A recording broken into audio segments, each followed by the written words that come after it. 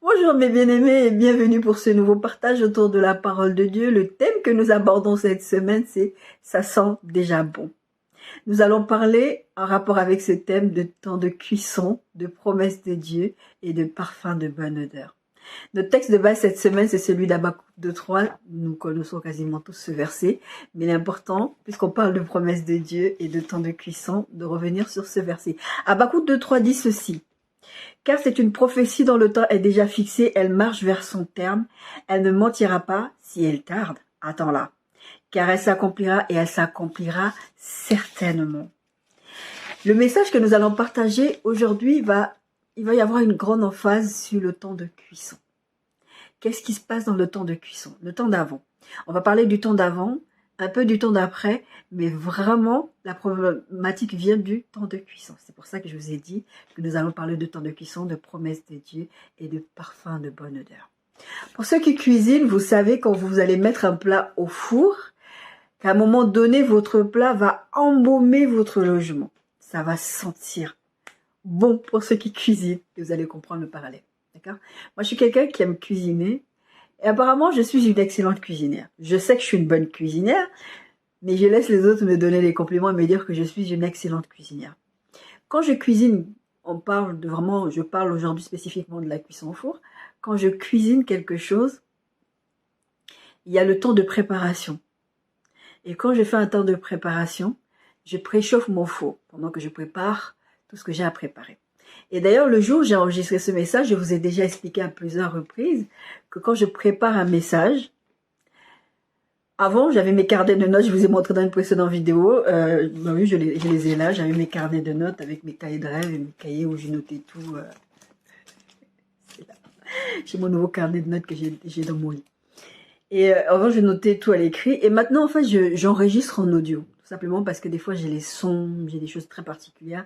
Et puis, c'est plus rapide de prendre au téléphone, d'enregistrer plutôt que d'écrire. Parce qu'écrire, des fois, surtout quand tu dors, surtout quand tu reçois un message de la part de Dieu dans ton sommeil, c'est un peu compliqué. Et donc, le jour où j'ai enregistré ce message-là, le jour où le Saint-Esprit m'a donné ce message, c'était un jour, j'avais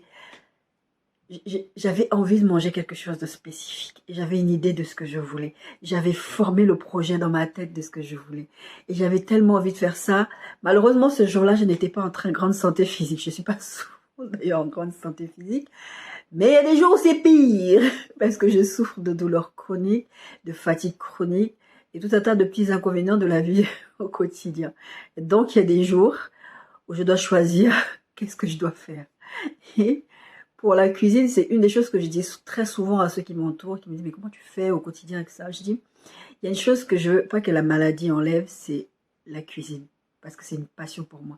La couture, c'est aussi une passion pour moi, mais la couture, c'est différent. C'est vraiment pas quelque chose que je suis obligée de faire. Je le fais en général, c'est pour faire plaisir aux autres, quand je veux coudre des accessoires, des sacs, enfin, n'importe quoi pour les autres. Mais la cuisine, c'est vraiment un truc qui est important. Parce que déjà, manger, on a besoin de manger pour vivre. Et j'aime bien cuisiner. J'aime bien faire plaisir aux gens par la cuisine. Et j'aime bien me faire plaisir à moi. Et j'aime surtout faire plaisir à l'enfant que Dieu m'a confié. Donc, j'aime beaucoup cuisiner. Et ce jour-là, j'étais mal. Physiquement, j'étais mal. Je veux dire, j'avais très très mal, j'étais fatiguée. Mais j'avais dans ma tête que je voulais faire un gâteau roulé à la framboise et à la vanille. Je voulais faire du riz. Je voulais faire des onigiri, c'est des sandwichs japonais. Je vous mettrai un screenshot de à quoi c'est censé ressembler. Et malheureusement, je n'arrivais pas à faire une forme triangulaire. Donc, j'ai fait comme je pouvais. Je voulais manger ces sandwichs japonais-là. Et je voulais manger du poulet caramélisé façon asiatique. Et c'était un gros projet dans ma tête. C'était quelque chose de... Quand je regardais mon état physique et l'idée que j'avais dans ma tête, je me suis dit que ça allait être compliqué. Mais j'étais déterminée. J'étais déterminée à le faire parce que je savais que ça allait me faire du bien et que ça allait être bon. Donc, j'ai pris le temps. Il y a eu ce temps de préparation. Il y a eu ce temps où il a fallu que je prépare tous les ingrédients. Surtout pour les onigiri, il faut découper les concombres, il faut découper ça, il faut faire ci, il faut mélanger, il faut couper vraiment en petits morceaux. Les oignons, les concombres, les cornichons. Et pour le temps, c'est autre chose, il fallait juste les goûter. Mais en fait, tout ce que je devais préparer ce jour-là devait me prendre du temps. J'ai pris je sais pas combien de temps dans la cuisine. Et moi, je suis quelqu'un, à cause, encore une fois de plus, de mon état physique, j'évite de rester très très longtemps dans la cuisine. Mais quand j'ai envie vraiment de manger quelque chose de particulier, je prends le temps au niveau de la cuisine. Et la problématique, quand tu veux cuisiner quelque chose, il faut avoir déjà tous les ingrédients à disposition. Donc, il faut tout préparer. Il y a le préchauffage du four. Et quand tu mets ton plat dans le four, ça embaume le logement. Moi, j'ai ma fille souvent, quand je cuisine, elle est dans sa chambre. Moi, je suis dans ma chambre, elle est dans sa chambre. Et souvent, quand je suis à la cuisine, elle reste dans sa chambre. Et en fait, elle est juste attirée parce qu'elle sent une odeur. Ça embaume la maison. Elle vient, elle ouvre la porte. Tu fais quoi à manger? Ça sent super bon. Et pourquoi on parle de parfum de bonne odeur? C'est parce que les promesses de Dieu sont oui et amen. Les promesses de Dieu sentent déjà bon. Quand Dieu vous promet quelque chose, vous devez avoir cette idée comme ma fille qui sort. Oh, ça sent déjà bon. Ça sent déjà bon. Le plat est toujours dans le four. L'aliment est toujours dans le four. Le temps de cuisson est le temps de cuisson. Vous n'avez pas encore sorti votre plat du four. Vous ne savez même pas à quel goût ça. Mais vous savez que ça va être bon parce que ça sent bon. En tout cas, vous savez que ça va être bon parce que vous savez que vous avez en face de vous quelqu'un qui cuisine bien. En l'occurrence, moi. On est en train de parler un tout petit peu. Et il y a un truc, c'est que le temps d'avant, toute la prep, tout ce que je fais avant, quand j'ai fait par exemple ma bûche roulée à la framboise, j'ai monté du blanc en neige façon meringuée, ça prend du temps. Découpage de tout ce qu'il fallait pour faire les onigiri, ça prend du temps. Il a fallu que j'assaisonne mon poulet pour le laisser mariner pour que je puisse le cuisiner, ça prend du temps. C'est ce que j'appelle de l'informe et du vide, voire du chaos.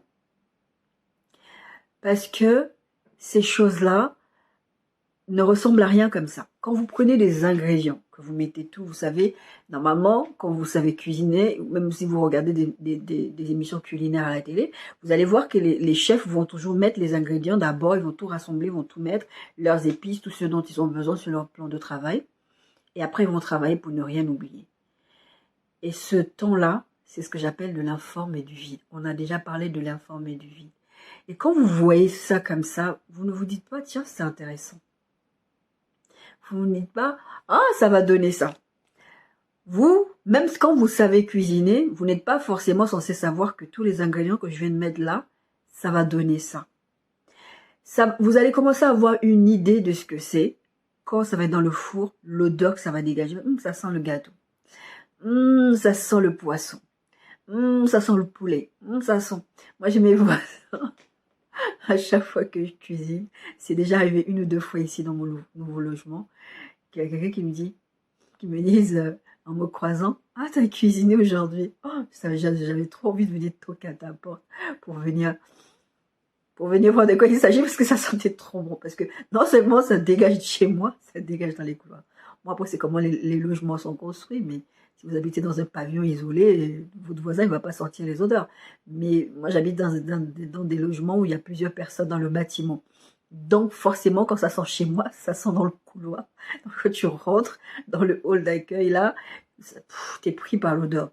Donc, faut pas faire des choses qui sentent mauvais. Ou même si tu fais des choses qui sentent mauvais, c'est un peu compliqué. D'accord? Donc, on parle de temps de cuisson. Et pendant que ton plat est au four, tu attends. Tu pars de la forme vide de tous ces ingrédients qui ne ressemblent à rien. Et tu te dis, qu'est-ce que c'est que ça? Vous vous souvenez l'histoire du peuple dans le désert, quand je vous ai parlé de la manne et des cailles? La manne, en fait, la Bible dit qu'ils ont vu ça. C'est pour ça qu'ils l'ont appelé la manne. Parce que c'était, qu'est-ce que c'est que ça? Qu'est-ce que c'est? Ils ne savaient pas ce que c'était. Vous voyez les ingrédients? Qu'est-ce que c'est que ça? Et la problématique vient du fait entre le temps de préchauffage, le temps de cuisson, et même parfois, il y a certains aliments ou certains plats ou certains desserts, il faut d'abord laisser refroidir. Et même après ce temps de refroidissement, vous ne pouvez pas toucher. Et la problématique, elle vient de cette attente-là. Ça sentait bon. Ça sent bon, ça t'attire. Tu as envie de goûter. T'as envie... Moi, je sais que par exemple, le père de ma fille, c'est quelqu'un... Je me prends très souvent la tête avec lui quand il est de passage parce que quand je cuisine, il va vouloir venir goûter ce que je fais. Et ça, je déteste. Je déteste ça. Je déteste quand je suis à la cuisine. La personne va venir d'abord toucher à ses... Parce que c'est pas le moment. C'est pas le moment de venir mettre les mains dans ce que je suis en train de cuisiner.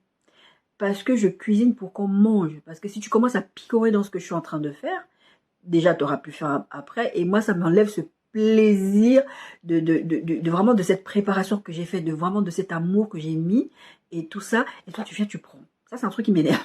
Vraiment, sérieusement. Et le truc, c'est qu'on est comme ça avec Dieu. On est impatient.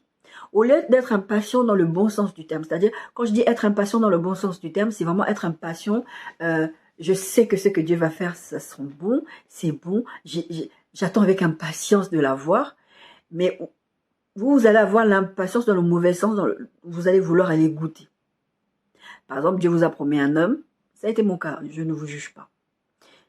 Vous allez avoir des rapports en dehors du mariage, des rapports sexuels, parce que forcément, vous allez l'épouser. Ça sent déjà bon. Dieu vous a déjà dit. Donc, vous savez que c'est la bonne personne, mais vous allez aller coucher avec cette personne-là. Vous allez faire capoter le plan de Dieu. Vous êtes impatient dans le mauvais sens du terme. Vous pouvez rencontrer le bon conjoint, et ça peut très mal se terminer parce que vous êtes impatient. Parce que vous ne laissez pas l'aliment cuisiner. Vous savez, il y a une chose avec ma fille. Ma fille, quand elle veut, elle a faim ou moi-même j'ai faim, je dis que tiens, je vais cuisiner quelque chose. Il y a des plats où spécifiquement, je vais devoir sortir la viande, le poulet ou n'importe quoi du congélateur. Il faut que ça décongèle. Donc quand elle va voir que je suis en train de décongeler, elle dit, ah, tu vas faire ça, mais tu vas faire ça comment? Encore une fois, elle ne peut pas savoir, parce que c'est pas parce que je sors du poulet que je vais le faire au four. Elle ne sait pas comment je vais le cuisiner. D'accord? Mais elle va me demander, maman, tu vas faire quoi? Des fois, je lui dis. Des fois, je ne lui dis pas. Des fois, je lui dis, c'est une surprise. Tu verras. Le Seigneur m'avait dit ceci une fois. Fais ta liste. Quand il a commencé, c'était vers 2016, par là, 2015-2016, il a commencé à me parler de futur époux. Il m'a dit, fais ta liste. Comme moi, ma fille, elle me demande ce qu'elle veut manger. Fais ta liste. J'ai fait ma liste. Quand tu fais ta liste à Dieu, c'est pas que Dieu va te donner ce que tu veux. Quand le Seigneur m'a dit que j'allais venir en Bretagne, j'ai négocié avec lui, j'ai fait ma liste. Je voulais aller à un endroit à côté de la mer. Mais j'avais peur. Parce que je me disais, j'habite en région parisienne, je vais dans un endroit où je demande d'habiter à côté de la mer. Je ne vais pas forcément avoir ce que je veux. Pourquoi? Parce que je ne suis pas prioritaire. Mais j'ai un Père, il y a un Dieu dans le ciel qui va combattre pour moi, qui va me donner ce que je veux. Parce que ce n'est pas contre sa volonté, tout simplement. La Bible dit, demandez, on l'en vous donnera. J'ai dit que je voulais la mer. J'ai dit, et vous savez comment je prie? Seigneur, il m'a dit, fais ta liste. Seigneur, je veux un logement comme ça, comme ça, comme ça, mais je veux à côté de la mer. Mais bon, je ne suis pas sûre qu'on va me donner parce que je ne suis pas prioritaire. Je priais comme ça. Je vous assure, je priais comme ça. Et le Seigneur finira par me dire quelque chose. Mais sois audacieux. Demande. Ça, là, ce que tu es en train de faire, ce n'est pas demander, on vous donnera. Tu es en train de faire n'importe quoi. Comment ça tu demandes, mais peut-être que. Non. Demande, fais ta demande. J'ai fait ma demande. J'ai eu un logement. Bon, là, maintenant, j'habite un peu plus loin que l'endroit où j'étais avant. Mais en fait, en bus, c'est 6 minutes. De mon logement, quand je vais prendre mon bus, bon, je marche un tout petit peu parce que maintenant, j'habite un peu plus loin de l'arrêt du bus. Mais en tout cas, une fois que je suis dans le bus, jusqu'à la mer, c'est 6 minutes en bus. Beaucoup de gens m'ont demandé, mais comment tu as atterri ici? Récemment, là, il y a quelques jours, j'ai croisé un jeune homme qui venait de Marseille. Il dit je crois qu'il est né en Bretagne, mais il a toujours vécu à Marseille. Et il me disait, je n'arrive pas à trouver de logement. Et j'ai plein de gens comme ça que j'ai croisés dans ma vie ici. Comment tu as fait pour venir ici? C'est galère de trouver le logement. Oui, je le sais. Parce que moi, je suis sur un groupe de ma ville où il y a souvent des gens qui mettent est-ce que vous avez des pistes pour un logement? Depuis le début que je suis ici, hein, il y a des difficultés. Mais moi, j'ai un Père dans les cieux qui va défendre mes causes. Quand je vais lui demander, il va me dire fais ta liste. Et dans la liste, il y a des choses qu'il va donner. Comme là, j'ai demandé la mère, il m'a donné. Et dans la liste des désirs que j'avais pour mon futur conjoint, il y a des choses qu'il ne m'a pas donné parce que c'était des mauvaises demandes. Par exemple, il y a un point sur lequel j'avais appuyé, j'avais dit, parce que moi, je pensais que j'étais toujours attirée par les blancs. D'accord? Parce que ça a toujours été, c'est comme, moi je pensais que c'est comme, tu aimes les blonds, les brunes, les petits, les grands, les gros, enfin chacun ses goûts. Et quand j'ai mis ça dans ma liste, le jour où le Seigneur m'a dit c'était qui mon futur époux, je lui ai dit mais il n'est pas blanc. Je t'ai demandé un blanc. Tu te rappelles qu'on a fait un pacte, toi et moi, tu m'as dit de te donner ta liste. Il m'a dit, tu sais pourquoi tu veux être avec un blanc? C'est pas que Dieu avait quelque chose contre le fait que je sois avec un blanc ou avec un noir. C'était pas ça la question. Parce que je vous vois venir à dire, oui, t'es noir, il faut que tu restes avec les noirs. Non, ça c'est pas comme ça que Dieu marche, d'accord? C'est pas comme ça que Dieu veut qu'on fonctionne. En tout cas, ce qu'il m'a dit ceci. Tu veux être avec un blanc parce que tu as été abusé par des noirs. Il y a eu l'absence du père qui était un noir. Il y a eu des traumas d'enfance liés aux personnes noires. Et en fait, tu t'es même pas rendu compte que tu as fait un blocage là-dessus. Et tu penses que le mieux pour toi, c'est un blanc parce que tu penses que tu es attiré par les blancs. Ce qui n'est pas forcément faux que je suis attiré par les blancs. Mais ce n'était pas la bonne raison pour laquelle je voulais me marier avec un blanc. Je voulais être avec un blanc parce que je pensais que j'étais attirée. Le Seigneur a fait ce travail interne pour me dire, non, ta raison pour laquelle tu veux être avec un blanc, c'est parce que tu as des traumas liés au noir. Et beaucoup de gens sont comme ça. Vous allez avoir beaucoup de femmes noires qui vont vous dire, je ne veux pas être avec des noirs parce que les noirs sont ceci, les noirs sont cela. Et beaucoup d'hommes noirs le prennent mal. Mais c'est de comprendre qu'il y a des traumas derrière. Si vous êtes quelqu'un d'aimant, vous arrivez à lui donner envie, vous allez lui donner envie si c'est vraiment votre destinée. Mais en tout cas, ce qui est sûr, c'est qu'il y a beaucoup d'entre nous qui marchons sur la surface de cette terre, qui fonctionnons avec des traumas. Pour revenir à cette histoire de liste des désirs, ma fille va me dire, maman, j'ai faim, qu'est-ce que tu vas faire à manger? Des fois, je vais lui dire, dis-moi ce que tu veux manger, je te fais ce que tu veux. Des fois, je vais lui dire, ah, c'est sûr que je te prépare quelque chose. Vous savez, la réponse de ma fille, c'est laquelle? Maman, c'est pas grave, fais ce que tu veux, ce sera toujours bon. Ce sera toujours bon. Avec Dieu, on doit avoir ce truc de se dire, ça sent déjà bon, ce sera toujours bon parce que c'est Dieu qui le fait. Parce que Dieu a une idée de ce qu'est votre futur. C'est pas qu'il a une idée, il l'a dans son cœur. Il a formé, la Bible dit en Jérémie 29, 11 que Dieu a formé des projets de bonheur pour nous donner un avenir et de l'espérance. Il a formé ces projets-là pour que nous soyons heureux. Et il ne veut pas que les projets de bonheur qu'il a prévus pour nous puissent nous faire souffrir. C'est pas ça. Il y a une autre étape, on verra plus tard, c'est une étape de sacrifice, c'est différent. Je vous dis très régulièrement, vous ne vous appelez pas souffrance. Si Dieu ne vous amène pas quelque part, n'y allez pas. D'accord? Et donc, pendant que je suis en train de cuisiner, que ce soit la surprise que je lui dis à ma fille ou pas, il y a ce parfum qui se dégage. Et elle est contente parce qu'elle dit, ça me donne déjà envie. Pourquoi? Parce que ça sent déjà bon. Les promesses de l'Éternel sentent déjà bon. Et comment il vous fait pour faire savoir ces choses-là? C'est déjà dans sa parole, la Bible, vous allez avoir tout plein de promesses de Dieu. Enivrez-vous des promesses de Dieu qui sont déjà dans la Bible. Et des fois aussi, il va venir vous le dire dans des rêves. Il va vous venir dans les rémas. Parce que vous savez, il y a deux types de paroles de Dieu. Enfin, grosso modo, on va dire ça comme ça. Il y a la parole écrite, qui est le logos, qui est la Bible. Et il y a la parole, la révélation de l'instant, la chose qui est adaptée à votre situation. C'est ce qu'on appelle le réma. Et c'est ce dont la Bible parle, quand la Bible parle de donne-nous notre pain quotidien. C'est le réma du jour, quelque chose qui n'est pas forcément écrit dans la Bible, mais qui concerne ta situation. Mais ça ne contredit pas la parole de Dieu, ça ne contredit pas le logos, d'accord? Donc, Dieu vient vous donner une parole. Il vient vous dire, voilà ce que je prévois pour toi. J'ai prophétisé sur ta vie, j'ai donné une parole. Une prophétie, un prophète, c'est quelqu'un qui parle de la part de Dieu. Une prophétie, c'est une parole venant de la part de Dieu. Et la Bible dit dans Habakkuk, que nous avons lu, c'est une prophétie dont le temps est déjà fixé. C'est-à-dire que Dieu a déjà parlé. Il a dit que ça va arriver. Le texte d'Habakkuk dit aussi, elle ne mentira pas. Mais si elle tarde, attends-la. Si la Bible dit, si elle tarde, attends-la, ça veut dire qu'elle peut tarder. Moi, je vous ai donné plusieurs fois mon témoignage en vous disant, une leçon non apprise va être répétée. Vous retardez juste l'échéance. Mais ça ne veut pas dire que ça ne va pas arriver. Ça ne veut pas dire qu'il y a des choses que vous n'allez pas vivre. Il y a des choses, effectivement, vous pouvez rater votre destinée. C'est ça dans ce temps de cuisson. C'est comment vous vous comportez pendant le temps de cuisson. Pendant le temps de cuisson, pendant que Dieu est en train de préparer, mettre les ingrédients, le préchauffage, je vous ai expliqué. Pendant que Dieu est en train de tout préparer, mettre tout en place, comment vous vous comportez? Le problème, c'est que nous, les chrétiens et les êtres humains en général, nous sommes des gens impatients. Nous voulons tout de suite. C'est pour ça qu'il y a beaucoup de gens qui vont dans l'occultisme, qui qui ont vraiment un vrai ministère d'appel, qui ont vraiment un vrai appel au ministère, de prophète, de pasteur, tout ça, mais ils vont voir les gens dans le culte pour avoir plus de puissance. Je vous ai déjà parlé de ces témoignages, le Seigneur m'a montré en rêve. Ils veulent plus de puissance parce qu'ils ne veulent pas attendre pour être de Dieu, parce que le temps de cuisson prend trop de temps. Ta situation est dans de l'informe et vie, ça ne ressemble à rien. Dieu est en train de préparer les ingrédients. Il y a un temps de cuisson et toi tu es impatient, tu vas aller ouvrir le four. Il y a un plat qui s'appelle le soufflé au fromage par exemple.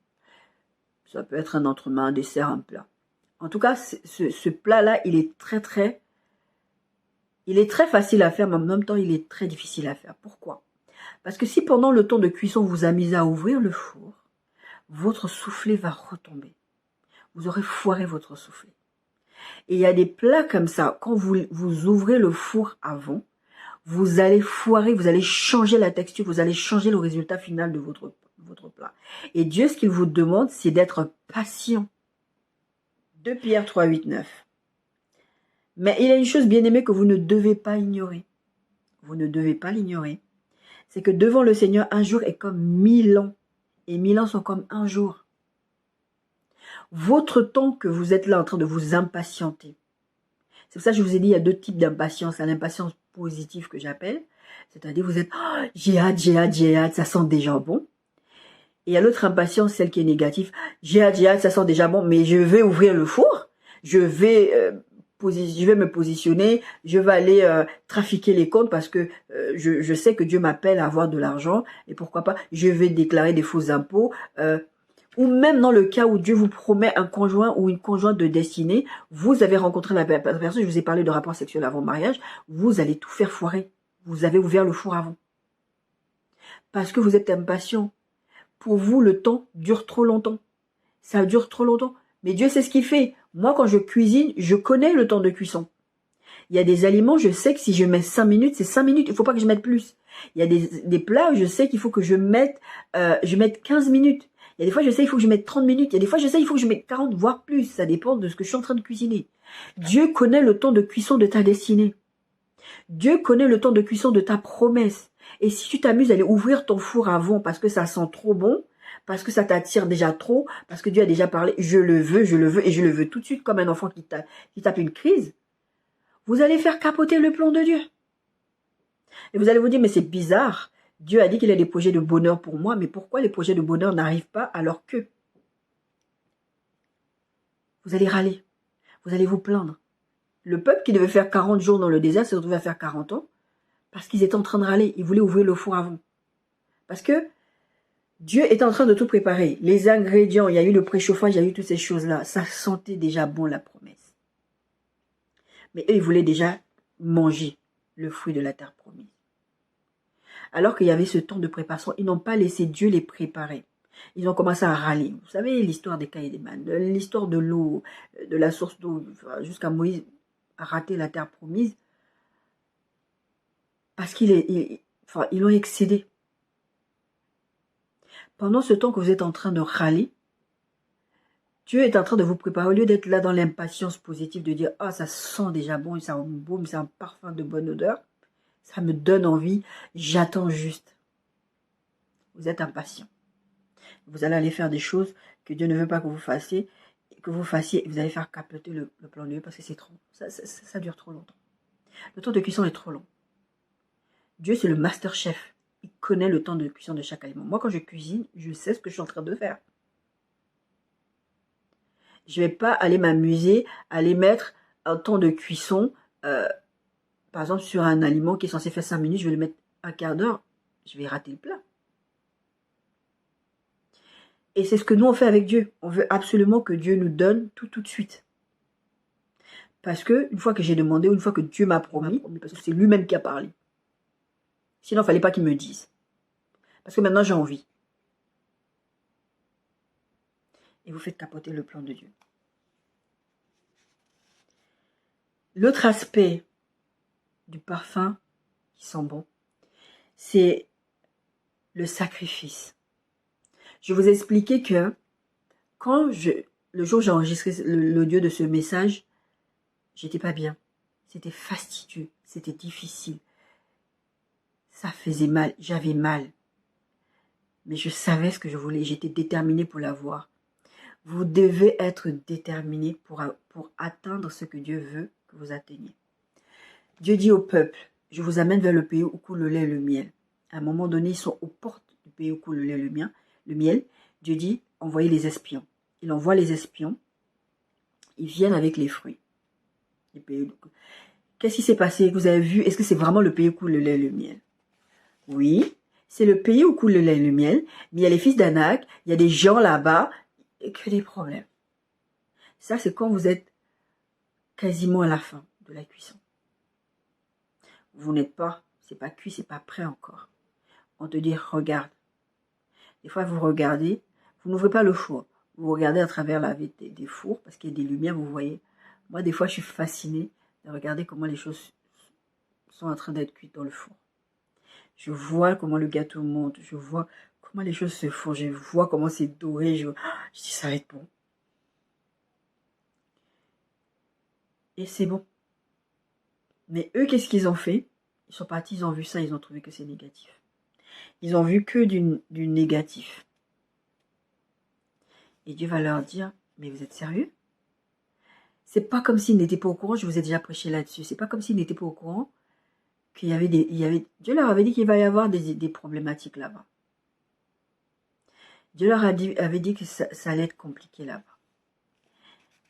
Dieu avait prévenu Moïse qu'il fallait aller à la conquête. C'était une histoire de conquête. Si vous lisez tout le livre de Josué, c'est une histoire de conquête pour aller dans le pays de la terre, le pays où coule le lait et le miel. Mais des fois, vous ne voulez pas payer ce prix-là. Parce que il y a ce temps qui est trop long. Déjà, vous êtes là, c'est trop long. Et Dieu va vous demander de sentir bon. Dieu va vous demander de faire des sacrifices. Et vous ne voulez pas. Je vous ai déjà donné ce témoignage où le Seigneur me parlait de mon futur conjoint. Il me faisait le parallèle avec un sac Louis Vuitton. Il me dit, c'est cette personne que j'ai choisie pour toi. Et moi, je suis en mode, non. Non, lui, c'est de l'informe et du vide et c'est même du chaos. Je veux pas de lui. Rappelez-vous Genèse 2.3. Je ne veux pas de lui. Il ne ressemble à rien. Je veux pas. On veut, nous, t'arrives, le plat est prêt, tu le manges. Tu as senti l'odeur à la limite, tu le manges. Même des fois, vous n'êtes même pas intéressé par les odeurs, vous voulez juste le manger. Votre palais même, il y a un problème. Le Seigneur me dit ceci. Je suis le Créateur. Tu sais pourquoi tu payes un sac Louis Vuitton très cher? Parce que tu payes le nom de la marque. Louis Vuitton. Tu payes la main-d'œuvre super qualifiée qui va fabriquer ce sac-là. Tu payes les matières premières qui vont être utilisées pour fabriquer ce sac. Vous savez, je vous disais les ingrédients, toute la prep, tout ce que vous faites avant de la cuisson. Tout ça, le fait d'avoir une marque, le fait d'avoir de la main qualifiée, la main-d'œuvre qualifiée, le fait d'avoir des matières premières, ça ne fait pas un sac. Le sac va se faire dans ce que j'appelle le temps de cuisson. Mais toi, le Seigneur me disait ça, toi tu ne veux pas. Bon, il ne parlait pas de temps de cuisson, là c'est moi qui rajoute le temps de cuisson parce qu'on parle de temps de cuisson. Mais toi tu ne veux pas. Parce que ça te coûte ton orgueil. Ça t'écoute toi. Parce que moi, cette personne, j'ai dit, mais Seigneur, sérieusement? Sur tous les hommes qu'il y a sur cette terre, dans cette France, dans cette Bretagne, c'est lui que tu as trouvé que c'est avec lui que je dois faire ma vie. C'est sérieusement. C'était méprisant. Il faut être honnête avec Dieu. Je vous dis très souvent, le problème n'est pas l'honnêteté qu'on a avec Dieu, c'est notre capacité à obéir à ce que Dieu dit. Seigneur, vraiment, moi je préfère quelqu'un d'autre. Moi je préfère comme ça, comme ça. J'ai commencé à lui dire ce que je voulais. Je dis parce qu'à la base, moi je t'ai rien demandé. Tu m'as dit fais ta liste, je fais ma liste. Maintenant tu veux me dire dans ma liste il y a ça là parce que tu es attiré par les blancs parce que ça, tu veux ça parce que ça. J'ai dit dans ma liste le premier critère c'est un homme qui te craint. Lui c'est du chaos. Je ne suis pas en train de vous dire que vous devez vous marier avec des païens. Mais Dieu peut vous amener votre futur conjoint, votre future conjointe, c'est encore un païen. Mais ne vous mariez pas avec des païens. Parce que les païens, je vais vous le dire, leur père c'est le diable. C'est la vérité, c'est biblique. Je vais pas épouser un païen. Mais le Seigneur m'explique qu'il va le transformer, qu'il va faire ceci. Moi, pour l'instant, ce que je vois, c'est du chaos. Donc moi, ça ne m'intéresse pas le chaos. Moi, ce qui m'intéresse, c'est de voir le plat fini. Le Seigneur m'a dit, toi, tu veux quoi? Une contrefaçon. Pourquoi tu payes cher quelque chose de Louis Vuitton? Ce truc-là, enfin, tu payes ce sac-là cher. Déjà, il est beau, tu payes un sac de créateur, mais en plus de ça, c'est un truc qui va faire le temps. Ce que je te propose, cette personne que je te propose, va faire le temps avec toi. C'est pas quelqu'un, tu vas te marier, vous allez divorcer. C'est pas quelqu'un, tu vas te marier, il va y avoir... Ça veut pas dire qu'il y aura pas des couacs dans le couple. Ça veut dire que vous allez faire du temps. Mais toi, tu veux quelque chose qui ne va pas faire du temps. Vous savez, il m'avait explicitement dit ceci. C'est comme tu vas acheter un sac Louis Vuitton sur AliExpress. C'est marqué Louis Vuitton. Ça ressemble à du Louis Vuitton, mais c'est pas du Louis Vuitton. Ton sac, tu vas l'utiliser, au bout d'un moment, il va se casser. Parce que tu ne veux pas payer le prix d'emblée. Tu peux faire payer moins cher. Et à chaque fois qu'il va y avoir un problème, le sac va se casser, tu vas aller racheter un autre Louis Vuitton. Et à la fin, tu vas dépenser trop d'argent. Au lieu de payer directement à la base le sac, la vraie marque, tu vas payer une contrefaçon. Parce que tu veux quelque chose qui ressemble à ce que tu veux, mais tu ne veux pas payer le prix du produit original. Il m'a dit, moi, je suis le créateur. Tu payes le prix là, mais ce que tu vas obtenir va être bon. Ça va être quelque chose de bon, ça va te faire du bien. J'ai été déterminée à faire à manger ce jour-là parce que je savais que ça allait être bon. Que ça allait me faire du bien, que ça allait faire plaisir à ma fille. Et ma fille allait être heureuse. Et c'est ce qui s'est passé. Et d'ailleurs, moi je vous dis, je suis quelqu'un qui cuisine et ma façon de faire plaisir aux gens, c'est de donner à manger aux gens. Par exemple, à mon médecin. À mon kiné aussi. C'est vraiment quelque chose, pour moi, c'est une façon de déjà montrer mon appréciation pour la personne et aussi d'avoir cette amorce de discussion avec les gens, d'être vraiment, je sais pas comment expliquer, mais en tout cas, j'aime bien faire ça, cuisiner pour faire plaisir aux gens. Et il y a toujours un bon retour. Mon médecin, par exemple, il dit, parce que j'aime bien expliquer ce que j'ai cuisiné, j'explique, il me dit, oh, je sais que ce sera déjà bon. Ma fille me dit, je sais que ce sera déjà bon, mais est-ce qu'on veut payer le prix de ce que c'est? J'ai un voisin qui m'a dit, il y a quelques mois, qui m'a fait la réflexion, qui m'a dit, mais à chaque fois tu cuisines, tu nous donnes, mais il doit y avoir un coût derrière. Oui, il y a un coût. Mais moi, je l'absorbe ce coût-là dans mes courses. Parce que de toute façon, je cuisine pour moi et pour ma fille, donc. Je dis, oui, mais attends, tu cuisines. Ça veut dire qu'au lieu de cuisiner que pour toi et pour ta fille, tu cuisines pour beaucoup de personnes. Déjà parce que, la vérité, je ne sais pas cuisiner pour 2 personnes. J'ai été élevée comme ça. Je ne sais pas cuisiner pour une petite quantité. Je ne sais pas faire. J'ai essayé, je ne sais pas faire. Et même des fois, quand je dis, tiens, je vais faire une petite quantité parce que je veux vraiment manger que c'est en one shot, un seul repas aujourd'hui, je vais essayer, je vais faire. À chaque fois, je regarde, je dis, mais ça n'a pas l'air d'être assez. Et à chaque fois, je fais toujours et je me retrouve avec.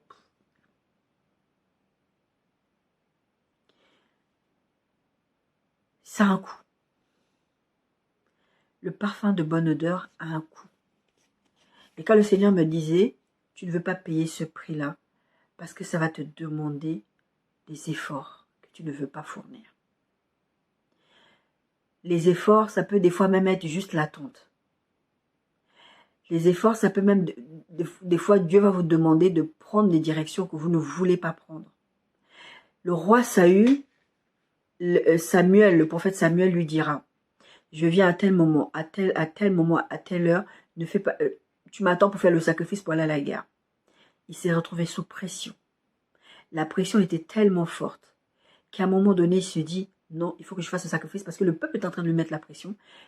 L'armée en face est en train de le menacer. Et Samuel lui dira, mais si tu avais attendu, Dieu aurait affermi ton trône. Il était trop pressé, il a ouvert le four à vous. Il ne voulait pas payer le temps d'attente, il voulait faire vite, aller vite, faire vite parce que la pression. Parce que quand vous avez une odeur qui dégage comme ça dans votre appartement et même dans votre immeuble, vous n'avez qu'une envie, comme je vous disais, aller piocher dedans. Mais ça peut vous rendre malade quand c'est pas prêt. Le pasteur Atom Soumoma, il avait une fois comme ça, je ne sais plus c'est quoi il prêchait, mais il parlait d'une personne qu'il fréquentait à l'époque, ou du moins sur qui il avait des vues. Je ne sais pas s'il a fréquenté cette personne, ou s'il avait juste des vues sur elle et elle savait, je sais. Ou je sais plus. Bon, bref. Toujours est-il qu'il est parti demander à Dieu, est-ce que c'était la personne qu'il devait épouser. Le Seigneur lui a montré une papaye verte. Et il lui dira, il lui montre la papaye verte. Et lui, en tant que prophète, parce qu'il est prophète aussi, le pasteur Adams, le docteur Adams, et il dit, ce que lui, il avait compris, c'est qu'elle n'était pas prête. C'était trop tôt. C'est comme tu ouvres le four trop tôt. Lui, il avait compris ça. Bon. Plus tard, plusieurs fois, le Seigneur viendra lui dire, non, c'est pas seulement qu'elle n'est pas prête, mais c'est qu'elle n'est pas pour toi. Une papaye verte, il y a des cultures où les gens utilisent la papaye verte pour faire des salades et tout. Mais en tout cas, une papaye, il y a des choses que tu n'es pas censé manger quand c'est pas prêt, quand c'est pas cuit, quand c'est pas... En France, par exemple, les gens aiment manger la viande un peu saignante.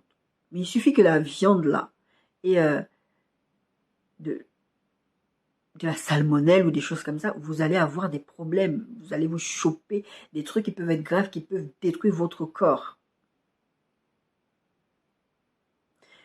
Parce que c'est pas assez cuit. Et d'ailleurs, les femmes enceintes, vous ne pouvez pas manger ce que vous voulez. Parce que si vous mangez de la viande pas très bien cuite, vous pouvez contaminer l'enfant, la toxoplasmose, plein de choses comme ça. On va vous interdire certaines choses. Parce que tout ce que vous consommez, même si ça ne vous fait pas du mal à vous, ça va faire du mal à votre bébé parce que votre bébé est fragile dans le ventre.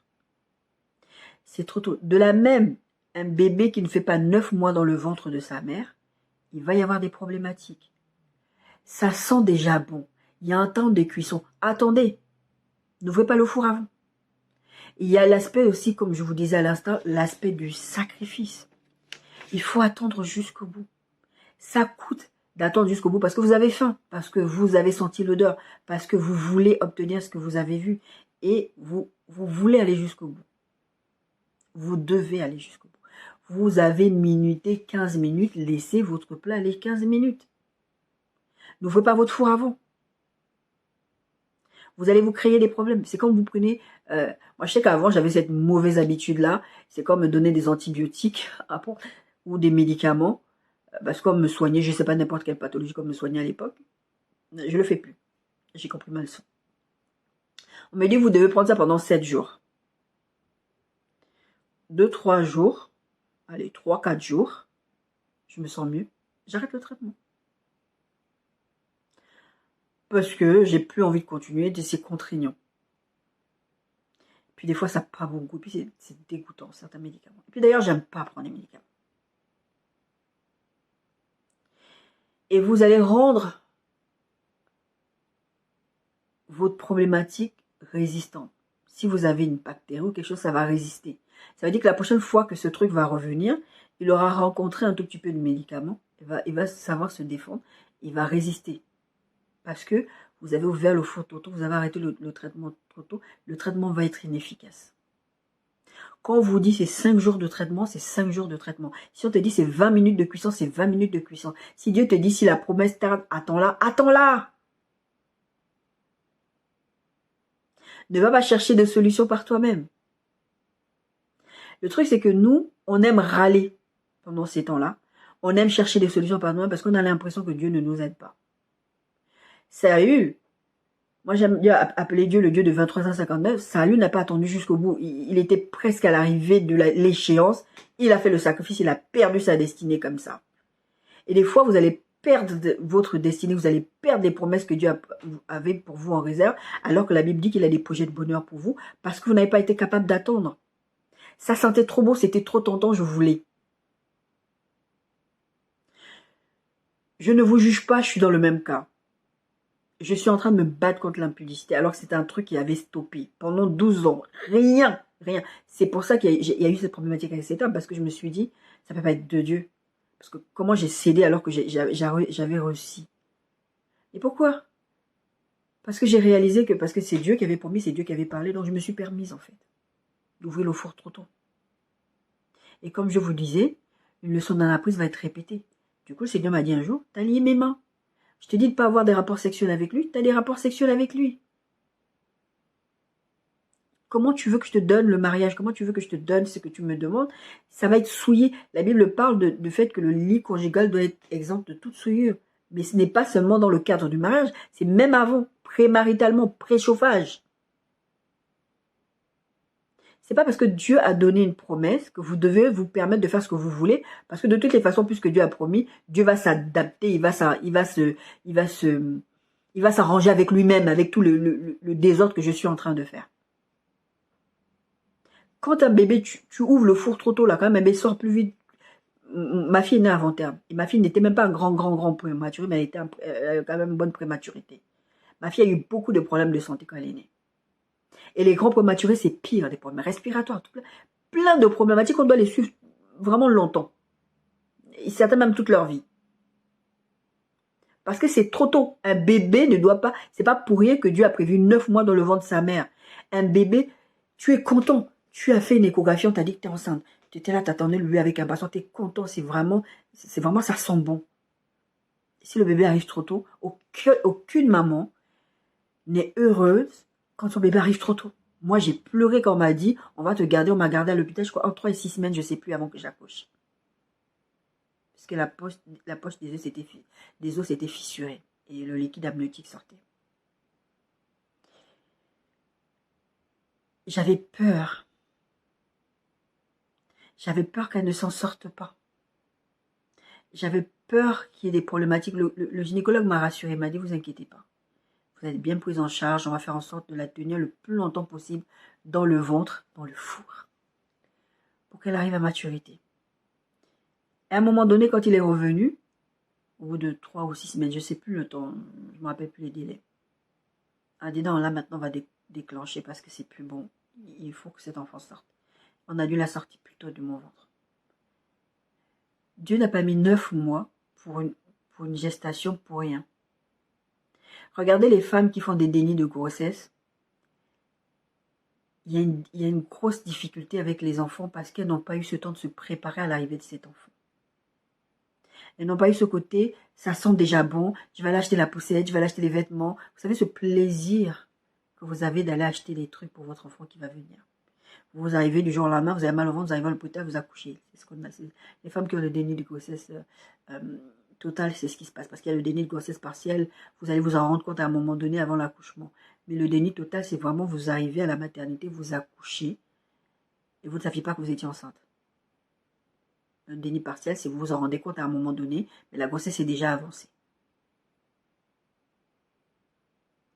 Ce n'est pas pour rien que Dieu a prévu une gestation de 9 mois. Et quand vous avez une surprise comme ça, c'est choquant pour vous. Vous n'arrivez pas à vous remettre de ça parce que vous vous trouvez dans une situation où, comment je fais? Il y a un temps de gestation, il y a un temps de préparation. Laissez Dieu préparer. Ça sent déjà bon, ok. Il y a un temps de cuisson, ok. Je fais quoi maintenant pendant ce temps-là? La situation va être différente dans votre attitude aussi.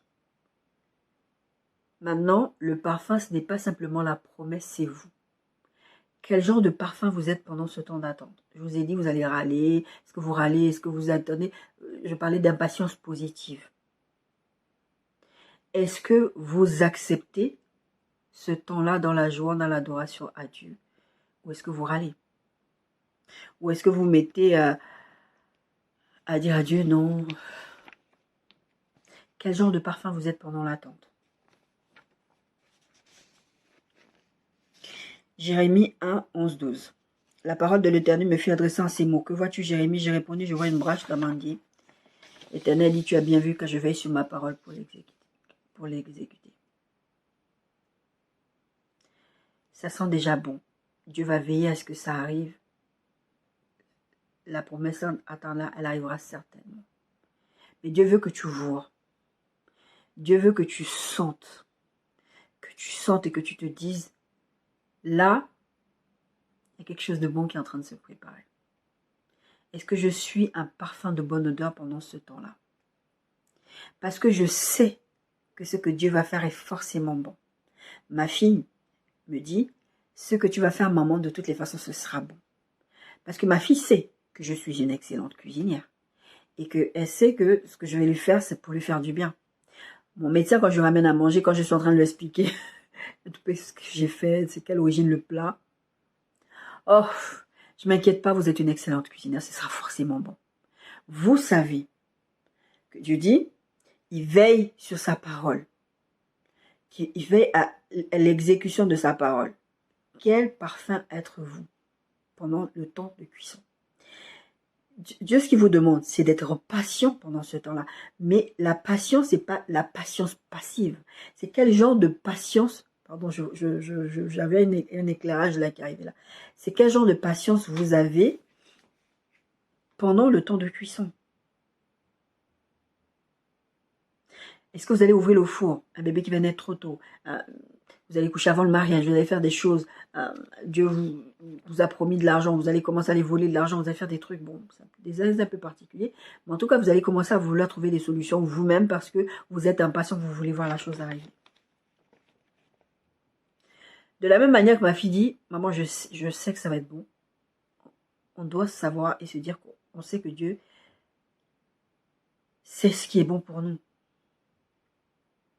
Quel genre de parfum on est pendant ce temps-là? Philippiens 4, 18 dit, comme un parfum de bonne odeur, un sacrifice que Dieu accepte et qui lui est agréable.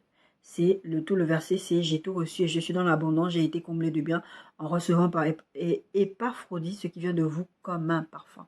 Vous, comme un parfum de bonne odeur, un sacrifice que Dieu accepte et qui lui est agréable. 2 Corinthiens 2, 15, 17. Mais particulièrement le verset 15. Nous sommes en effet pour Dieu la bonne odeur de Christ parmi ceux qui sont sauvés et parmi ceux qui périssent. Pendant que Dieu rassemble les matières premières, pendant que Dieu met les ingrédients, quel genre de parfum tu es? Est-ce que tu as un parfum de bonne odeur comme Abel, qui a donné des bons parfums à Dieu, ou comme Caïn? Parce que Dieu veut que tu aies une certaine attitude. Vous savez, l'impatience positive. J'ai hâte parce que je sais que ce que Dieu me prépare, c'est bon, parce que je connais Dieu. Et comment je connais Dieu? Je connais Dieu à travers sa parole. Récemment, j'ai discuté avec plusieurs personnes par rapport aux enfants. Je suis partie voir ma dentiste, etc. Et parler par rapport aux enfants. Elle dit, mais on est de la même année ou nous deux? Je dis oui. Vous voulez encore avoir des enfants à votre âge?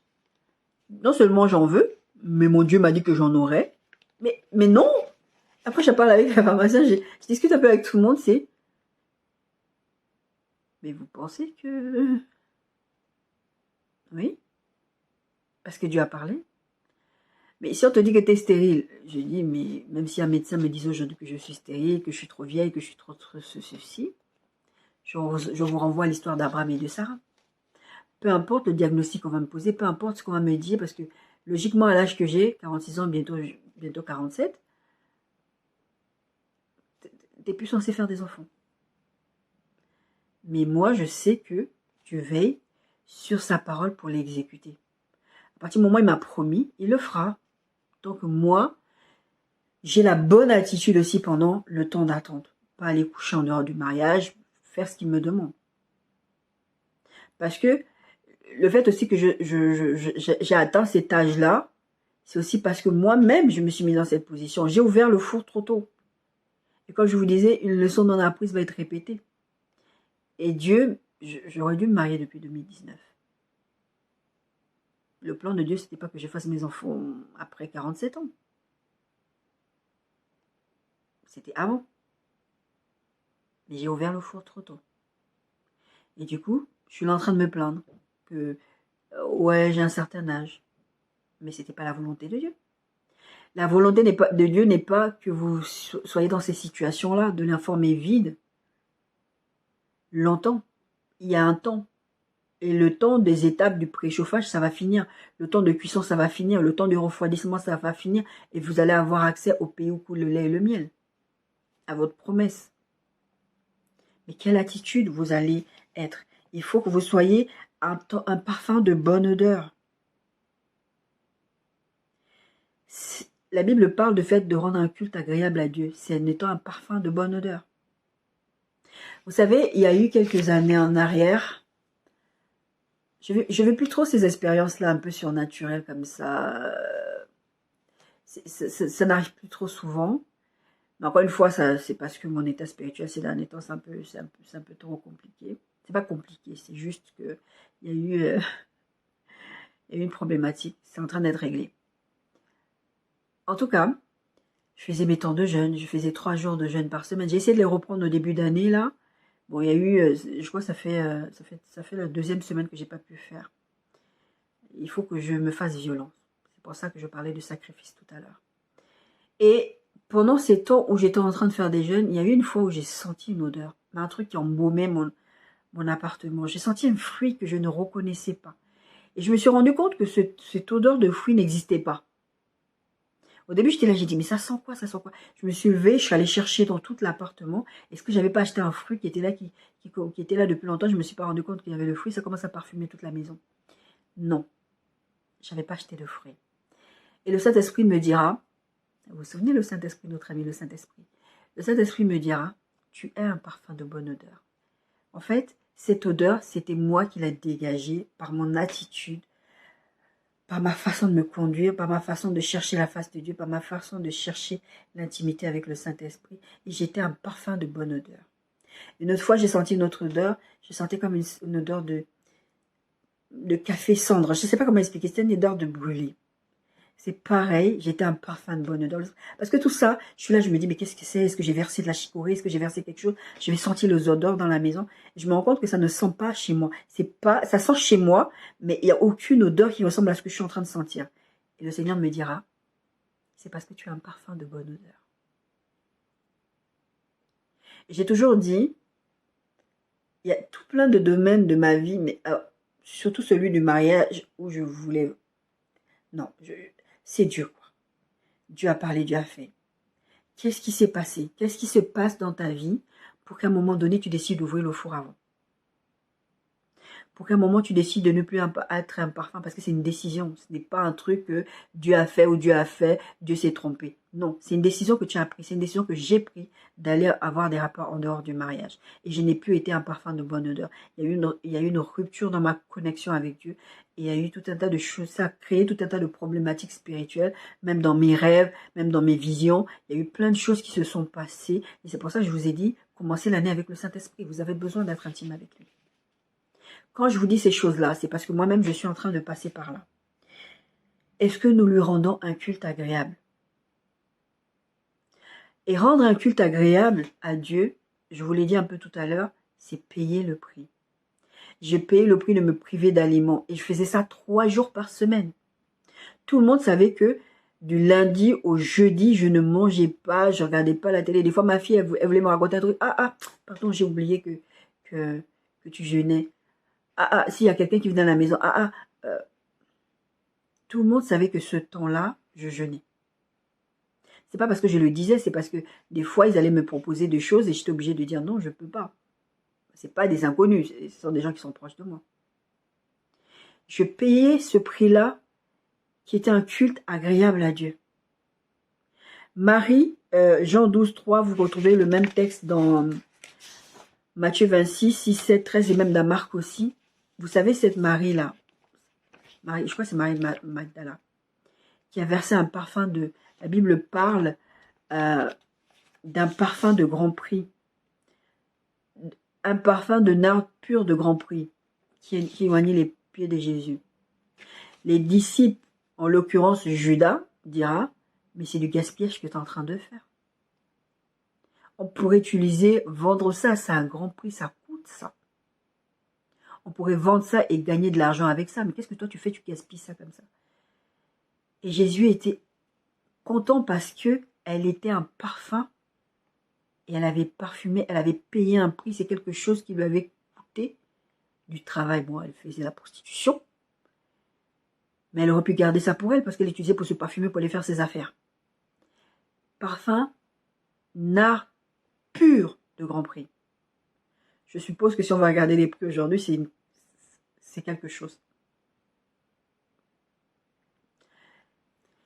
Être un parfum de bonne odeur pour Dieu. Parce qu'il y a l'aspect où Dieu va parfumer. Ça sent bon la promesse de Dieu. Il y a aussi le parfum que nous devons être pendant ce temps. Et être un parfum de bonne odeur pour Dieu, ça coûte. Je vous disais tout à l'heure, ça coûte votre orgueil. Caïn, quand Dieu est allé lui dire, ton sacrifice, je ne l'agrée pas. Il n'est pas de bonne odeur pour moi. Corrige-toi. Son orgueil lui a fait dire, non, moi, mon sacrifice, il était bien. En plus, c'est moi. Caïn, il était le premier à avoir eu l'idée. C'est lui qui a eu l'idée d'aller faire un sacrifice à Dieu. Son frère vient carrément lui souffler la vedette. lui couper l'herbe sous le pied, elle n'est pas contente. Et Dieu lui dit, mais tu peux faire quelque chose de bon. Quel genre de parfum tu es? Il y a une dimension de sacrifice dans ce temps d'attente. Je vais pas aller ouvrir le four, je vais pas aller coucher, je vais pas aller voler, je vais pas aller me compromettre pendant ce temps d'attente. Ça va vous coûter. Marcher avec Dieu, faire confiance à Dieu, ça va vous coûter.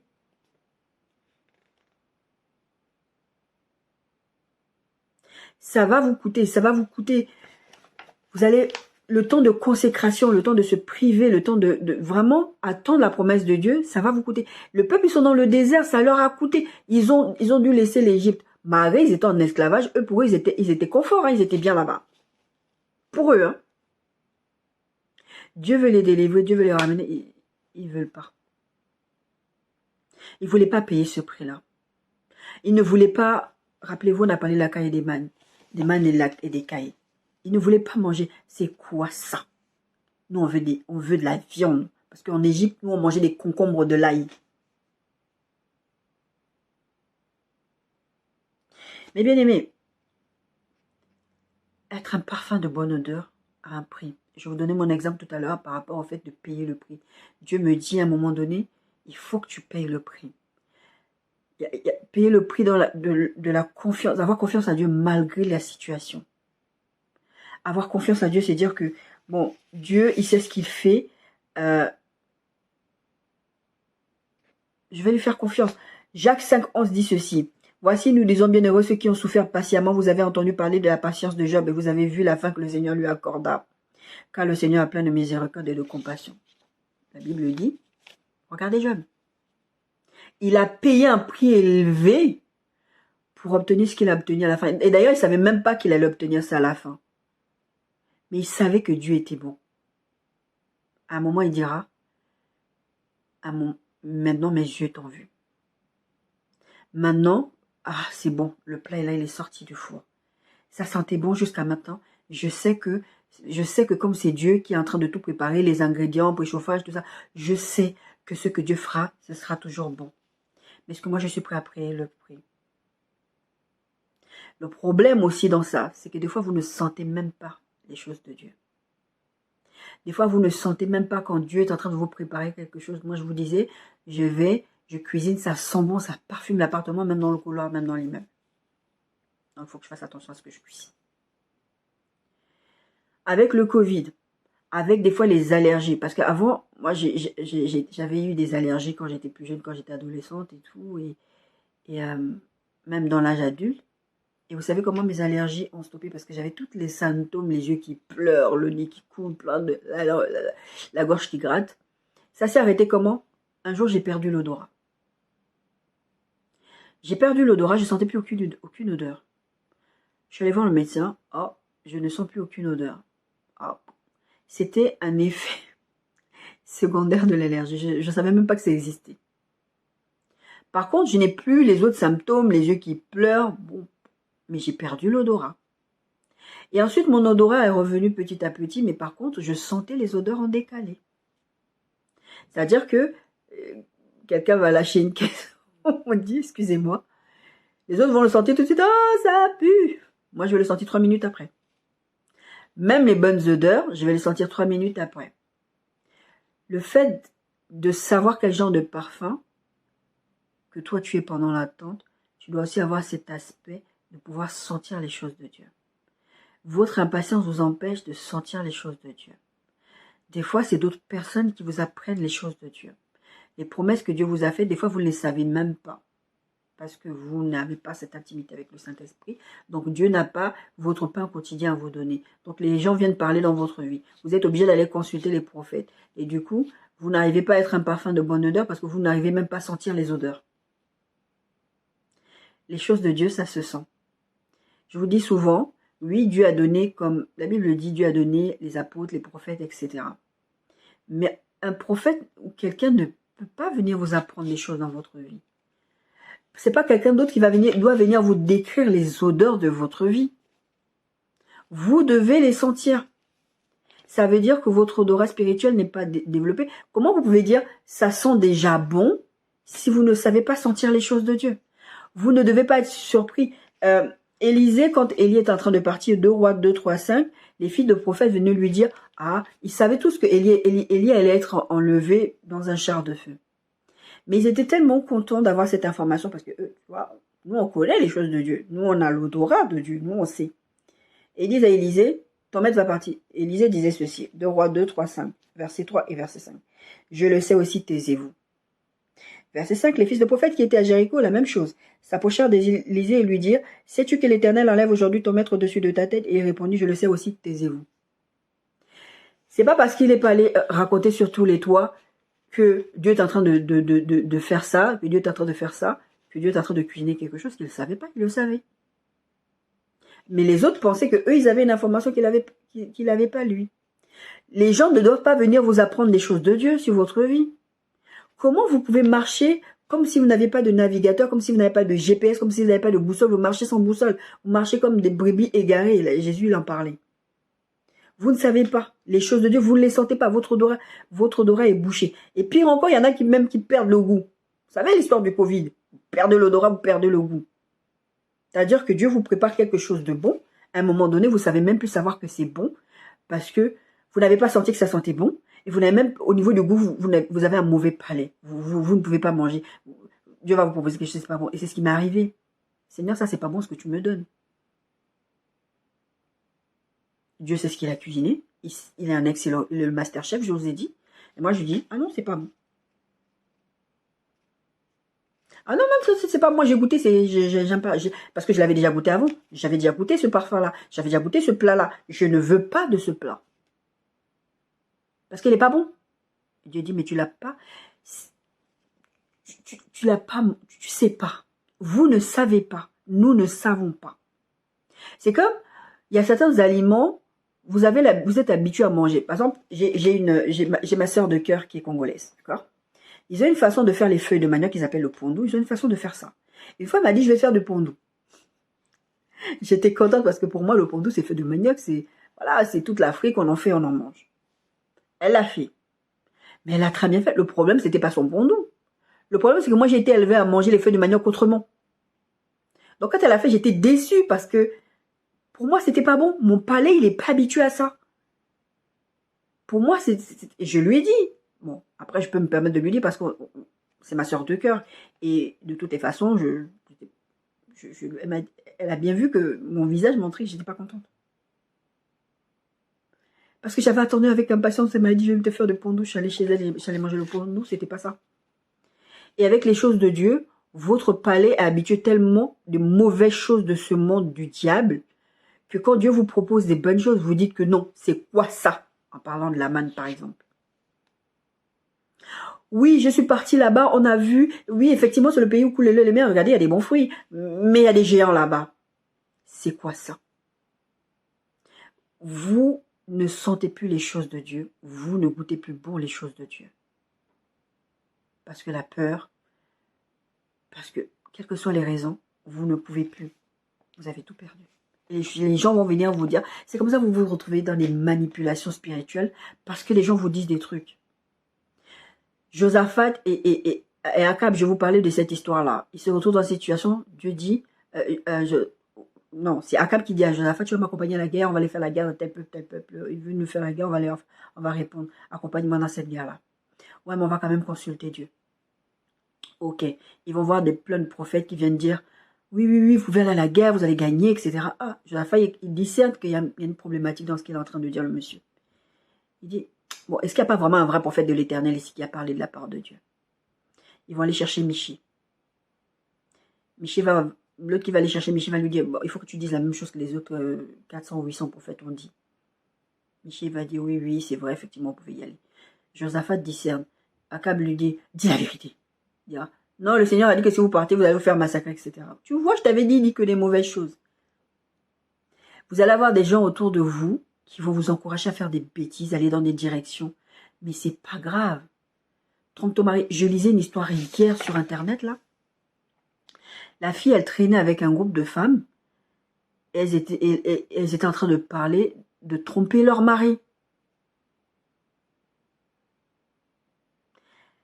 Elle n'a même plus ce truc de dire, mais cette pensée, c'est même pas normal. Vous ne sentez plus les choses de Dieu, vous allez dans des directions, c'est pas normal, mais pour vous, vous le faites quand même. Et cette dame, elle a tout perdu. Parce que le mari, il a fini par découvrir ça. Parce que elle a le bout de sa bêtise, cette femme. Elle a trompé son mari. Et les autres du groupe flirtaient avec leurs amants. Et le monsieur, qu'est-ce qu'il a fait? Il a contacté tous les maris des autres femmes pour dire, voilà ce que vos femmes font quand elles sont ensemble. Il y en a qui sont dans les procédures de divorce, il y en a qui ont décidé de garder leur couple en se battant pour leur couple. Mais ils ont dit, tu coupes les ponts. Et cette femme, elle a tout perdu. Ses amis, son mari, son travail, elle a tout perdu. Parce qu'elle n'a pas été capable de comprendre, d'apprécier ce qu'elle avait. Dieu va vous demander de payer un prix. Dieu a sa part à faire, mais vous avez votre part à faire. Vous devez savoir les choses de Dieu, savoir comprendre que vous ne devez pas aller dans certaines directions, vous allez tout faire capoter. Vous allez tout faire capoter et vous allez tout perdre. Et vous allez vous dire, mais Dieu, il était où? Mais c'est bizarre. Il y avait, ça sentait bon, j'ai ouvert le four, je voulais manger les bonnes choses, et puis finalement, il y a plusieurs aspects à ce message. Il y a l'aspect de Dieu sait ce qu'il fait. C'est pour ça que ça sent bon. Pendant ce temps de cuisson, il y a l'autre aspect, quelle est ton attitude? Est-ce que tu es un Caïn ou est-ce que tu es un Abel? Ou est-ce que tu es un Saül qui va aller même consulter une nécromancienne parce que maintenant il est perdu. Maintenant il est perdu, il a perdu, comme je vous disais, vous perdez le droit, vous perdez le goût, vous savez même plus les bonnes choses de Dieu. Il a perdu quelque chose, il a perdu la connexion avec Dieu. Et maintenant il ne sait plus quoi faire. Il va consulter une nécromancienne. Samson, pareil. Cet homme a une grande destinée, le libérateur. Il se retrouve à faire des bêtises, à aller voir des prostituées. Oh, je m'en sortirai encore comme les autres fois. Vous avez perdu le goût et l'odorat, vous ne savez même plus les choses de Dieu. Il se fait attraper, on lui crève les yeux. Vous ratez votre destinée parce que vous n'êtes plus capable de discerner les choses de Dieu. Vous vous mettez en danger. Quand tu perds l'odorat, là, quelque chose crame. Tu ne le sens pas. Tu ne le sens pas. Là, si vous avez de la chance de vivre comme des pays comme en France, où c'est obligé d'avoir des détecteurs de fumée, parce que moi j'ai déjà vécu l'expérience, puis ça va biper pour vous dire « Ah ah ». Et des fois c'est silencieux. Monoxyde de carbone va vous tuer dans votre sommeil. Vous ne savez même pas qu'il y a eu une émanation de gaz la nuit. Vous ne sentez plus les choses de Dieu. Vous ne vous rendez plus compte, vous n'avez plus cette intimité avec le Saint-Esprit parce que vous vouliez tellement les cailles, comme je vous en avais parlé dans une précédente série, que vous n'êtes pas capable d'apprécier ce que Dieu est en train de faire. Dieu te dit, oui, il y a un prix à payer. Job a payé un prix élevé. Mais regardez comment Dieu l'a récompensé. En conclusion, mes bien-aimés, la Bible dit, Hébreux 11:1, que la foi est une ferme assurance des choses qu'on espère, une démonstration de celles qu'on ne voit pas. Et le verset 11 dit ceci. C'est par la foi que Sarah elle-même, malgré son âge avancé, fut rendue capable d'avoir une postérité qu'elle crut, parce qu'elle crut à la fidélité à celui qui avait fait la promesse. Parce qu'elle crut à la fidélité de celui qui avait fait la promesse. Dieu veut que tu crois qu'il est fidèle. C'est le master chef. Il sait ce qu'il est en train de faire. Tu sens que ça sent bon. Il faut que tu sois auprès de Jésus tous les jours. Il faut que tu sois en intimité avec le Saint-Esprit pour sentir les bonnes odeurs de Dieu. Pour dire, ça sent déjà bon, je sens, oh là là, Dieu est en train de préparer un truc, c'est dans le four, c'est en train d'arriver. Sarah a vu ça. Pourtant, Sarah a rigolé. Hein. Rappelez-vous l'histoire de la Genèse. Sarah, quand on lui a dit, tu vas voir la fin, l'ange lui dit, mais tu as ri? Elle dit, non, moi j'ai pas ri. Hein. Ça veut pas dire qu'elle était parfaite. Ça veut pas dire que vous êtes parfait. Ça veut simplement dire qu'à un moment donné, vous devez vous faire taire votre âme, vos émotions et dire, moi je crois à la fidélité de Dieu. Je sais que Dieu me veut du bien. Nombre 23, 19. Dieu n'est point un homme pour mentir, ni fils d'homme pour se repentir. Ce qu'il a dit ne le fera-t-il pas? Ce qu'il a déclaré ne l'exécuterait-il pas? Ça revient à ce même verset qu'on a vu tout à l'heure où je dis, moi je vais à l'exécution de ma parole. Quand il dit à Jérémie, qu'est-ce que tu vois? Ce sera la même chose que je vous dirais, qu'est-ce que tu sens? Quand Dieu lui dit, c'est parce qu'il veut tu es conscience que est-ce que tu as une bonne vision? Est-ce que tu as une bonne vision de ce que je suis en train de te montrer? Dieu veut, est-ce que tu as une bonne vision? Est-ce que tu as une bonne odorat? Est-ce que tu as un bon palais? Est-ce que tu veux me laisser te donner le goût dans ta bouche? Est-ce que tu veux me laisser te donner les odeurs pour que tu sentes les bonnes odeurs? Une fois que tu les sens, maintenant ton attitude paye le prix. Oui, ça va te coûter, mais c'est la bonne chose pour toi. Ésaïe 40, 28 à 31, mais je vais plutôt vous lire le verset 29. Parce que c'est dans la situation là, vous êtes dans le temps de préchauffage, le temps de cuisson, le temps de refroidissement, le cas échéant, que vous perdez patience, que vous paniquez, que vous dites qu'il y a les géants là-bas. Oui, c'est vrai, c'est la promesse, c'est le pays où coule le lait, le miel, mais il y a les géants là-bas. Je vous ai dit, Sarah, elle a rigolé. Dieu connaît vos défauts, Dieu connaît vos défaillances. La Bible dit, verset 29, Ésaïe 40, il donne de la force à celui qui est fatigué, il augmente la vigueur de celui qui tombe en défaillance. Verset 31, mais ceux qui se confient en l'Éternel renouvellent leur force. Ils prennent le vol comme les aigles, ils courent et ne se lassent point, ils marchent et ne se fatiguent point. Dieu va venir vous relever. Mais il faut que vous alliez tout le temps dans sa présence. C'est pour ça que quand je vous parle de sacrifice, c'est ces temps, par exemple, vous prenez des temps de jeûne, de consécration, vraiment être à l'écoute de Dieu. Ça va vous permettre de tenir pendant ce temps de cuisson. Vous sentez l'odeur des choses de Dieu quand vous êtes dans cette intimité. Vous sentez les odeurs de Dieu. Vous sentez les choses de Dieu. Mais ayez la bonne attitude. Continuez à faire confiance à Dieu. Oui, entre le moment où on leur a promis un fils et le moment où ils ont eu un fils à Abraham et Sarah, c'était 25 ans. Entre le moment où David a été roi, ou un roi, où il est vraiment devenu roi, je crois, il y avait plus de 13 ans. Et Job, il a tout perdu. Dieu va vous donner de la force, vous qui êtes fatigués. Et Dieu va vous donner de la vigueur. Il va vous encourager. Il y a des gens comme moi, il y a la Bible qui est là pour vous encourager.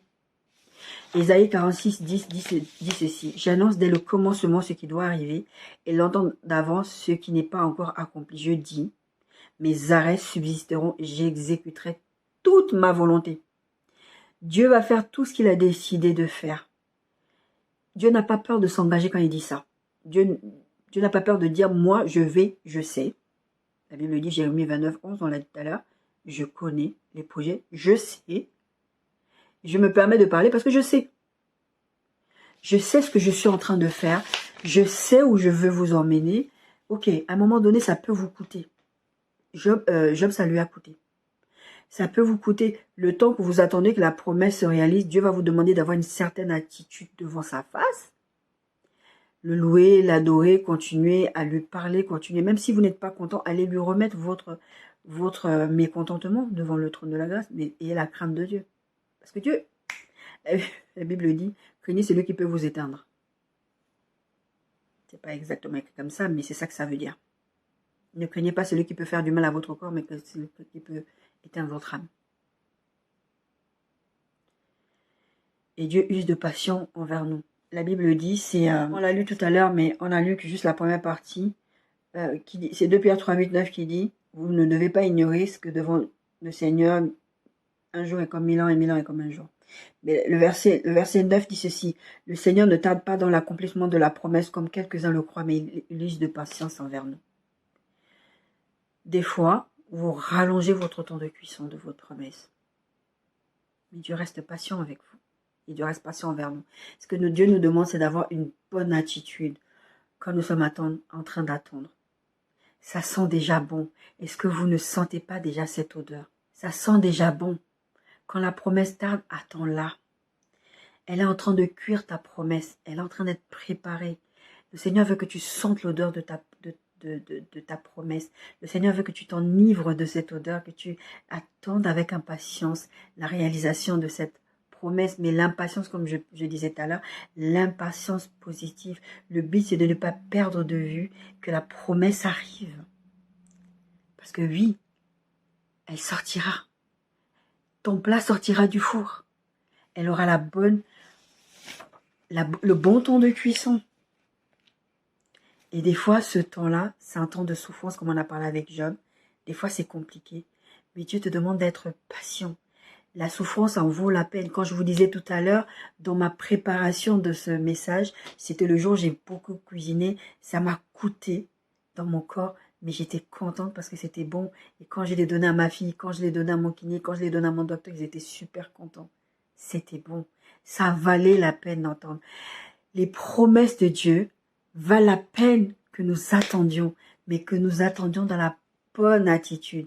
Ça en vaut la peine, même si dans ce temps d'attente, comme je vous ai donné mon exemple avec cette histoire de sac de luxe, et que vous allez payer un prix élevé, même si Dieu vous demande de payer un prix élevé, parce que c'est Dieu qui va vous demander ça, payez ce prix, ça en vaut la peine. Ça sent déjà bon, puisque ça sent déjà bon, quand vous allez le consommer, ça va être bon. Soyez bénis.